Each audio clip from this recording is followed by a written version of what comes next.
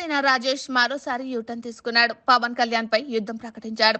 అతనికి వ్యతిరేకంగా రాష్ట్ర వ్యాప్తంగా ప్రచారం చేయడానికి మహాసేన రాజేష్ సిద్ధపడ్డాడు. తాజాగా సంచలన ప్రకటన చేశాడు. మహాసేన పేరుతో మీడియా సంస్థను ఏర్పాటు చేసిన రాజేష్ దళితుల కోసం బలమైన వాయిస్ వినిపించాడు. మంచి పేరు సంపాదించాడు. 2019 ఎన్నికల్లో జగన్ కు మద్దతుగా నిలిచాడు. కానీ వైసీపీ అధికారంలోకి వచ్చిన తర్వాత అదే పార్టీకి వ్యతిరేకంగా మారిపోయాడు మహాసేన రాజేష్. గత 5 సంవత్సరాలుగా వైసీపీకి వ్యతిరేకంగా గట్టి పోరాటమే చేశాడు.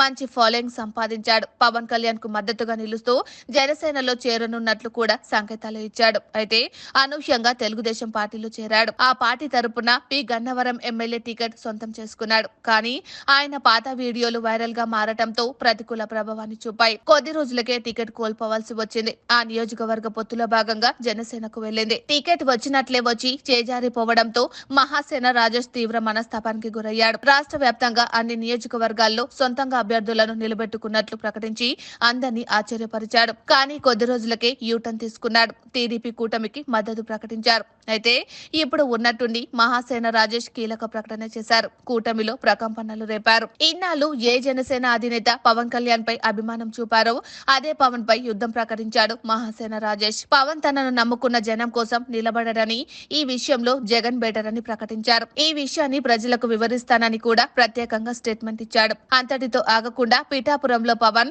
200% ఓడిపోతాడని కూడా జోష్యం చెప్పారు. అయితే రోజుకో ప్రకటన, పూటకో యూటర్న్ తో మహాసేన రాజేష్ క్రెడిబిలిటీ కోల్పోతున్నారని, ఏదైనా ఒక నిర్ణయాన్ని కట్టుబడాల్సిన అవసరం ఉందని విశ్లేషకులు అభిప్రాయపడుతున్నారు. అయితే మహాసేన రాజేష్ ప్రకటన ఎంతవరకు వెళ్తుందో చూడాలి. మహాసేన రాజేష్ వెనుక వైసీపీ ఉందని, వారి ప్రోద్బలంతో కీలకమైన ఎన్నికల వేళ ఇలా రాజేస్తున్నారని గుసగుసలు వినిపిస్తున్నాయి. అమ్ముడు పోయి పవన్ పై బురద జల్లుతున్నారని ఆరోపణలు వస్తున్నాయి.